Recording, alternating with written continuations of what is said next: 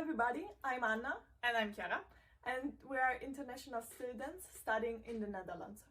We're from Italy and as you can probably notice, we're twin sisters. We've been here in the Netherlands for 4 months now, so we decided to talk about our experience now to all of you guys. Exactly. And hopefully this will be helpful for maybe some other students that are thinking about studying abroad, or in general maybe students that are already abroad.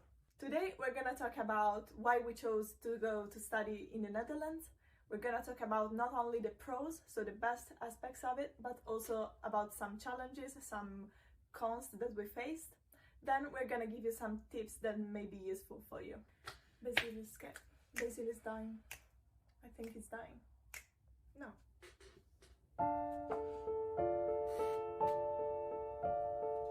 Never mind.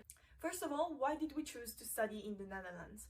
The first reason is that the Netherlands are a very international country. There are many international communities, and the people here speak English. I mean, 95% of the people know how to speak English pretty well, so it is very easy to speak to anybody in English, although this English is not their first language, so especially in the supermarket where you go for groceries, just simple stuff like that.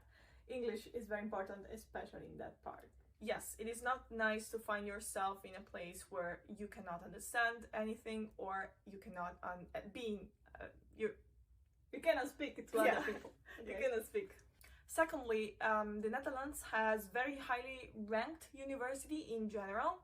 So, for example, our field is business for both of us, and for this specific topic, universities in the Netherlands are pretty high in their rankings. So this was another factor that we decided to count in as important. But of course, this depends on your preferences. Yeah, and also an important factor is, for example, that we chose a public university, and in the Netherlands also public universities are ranked pretty great, like in QS rankings, for example, or THE rankings, yeah, also rankings. And Shanghai rankings, which are the three most important rankings for universities worldwide. You can say it like that. Yeah, I can. Number 3. The Netherlands has a very open culture. As I was saying, there are many international communities, and this means that the people are especially open, more than in other European countries. And this is very useful if you come from another country and you don't really know the culture, you don't really know how to behave maybe, but they will always understand if you come from another place and you're not used to certain, habits of the people here. So this is really helpful, actually. Okay, so another important factor that we took into account when choosing the Netherlands is that, in particular, the city we chose is a student city, which means that you get to live the life of a student. There are so many students around the town, like one over 7 people in this town is a student. Yeah, she knows the numbers. I do. Then you can just attend parties, so many events. There are a lot of associations based around the city, and that's really nice, especially in your first year when you're just trying to meet people, just make contacts and create your network.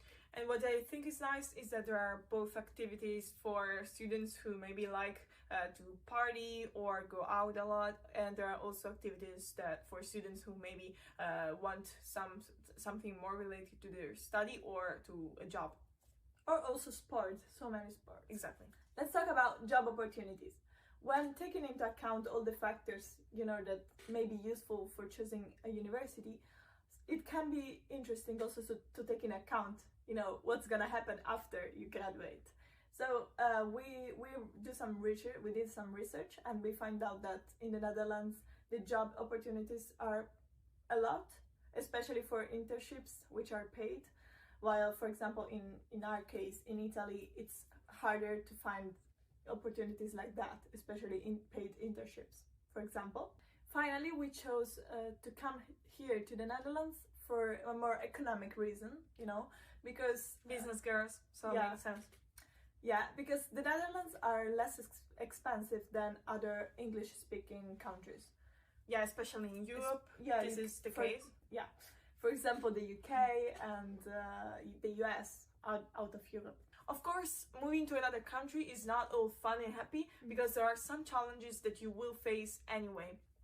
Although you maybe have experience, there are always some challenges when you change something in your life. So the challenges that we found most, challenging were first of all living on our own, because we live together actually, but it's still different than living with your parents in the country that you've always lived in. So it can be quite the challenge to go somewhere different for the first time. You should find a routine that fits you. For example, you should balance your work, if you decide to work, study, sport, associations. And if you do this, which is absolutely doable, then you will feel so much better. You will feel that you're home also when you're not to the home that you've always been to. A second challenge that you may face is language. So if you move to another country with a different language, as in our case, because we naturally speak Italian, but now we have to speak English, of course, you're gonna face this challenge. It's not too bad. You just need to get used to it, and it's gonna take some time.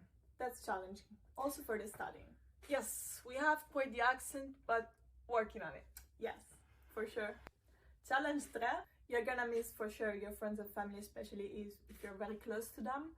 But what we do, at least kind of every day or almost, we would just video call, FaceTime everybody. FaceTime, yeah. That's the secret, basically. Challenge number 4 is creating new friendship, or better, the fear of not being able to create new friendships right away.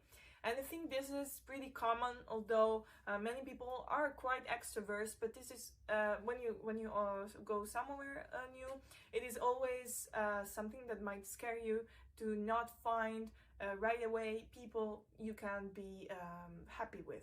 So this was also the case for us. And in the end, it is not a problem, because there are so many activities and so many opportunities when you're a student abroad that it is almost impossible basically to be alone if you want to be with people. So you will find the right friends anyway. And if you want to look at it from another point of view, it's also an opportunity, to create a new version of yourself. Okay, so to conclude, we gathered some tips that we thought could be very useful for you to try to figure out what to do with your university choice. So the third thing we advise is really to try to, gather as much information as you can. Also, once you gathered your information, you did your research, try to really compare, put side your options and compare them with pros and cons. And then the third tips we think can be really useful is to just take your time and prepare in advance. So maybe you don't have to do any applications too early, but it is very good advice, I think, to start thinking about it in advance. So I guess if you're watching this video, you're kind of thinking about it, but then that's great. But if you're not really searching or looking for information yet, just start and you will feel much better. I think that was it for today. Thank you for watching. Thank you all, and ciao ciao. Ciao.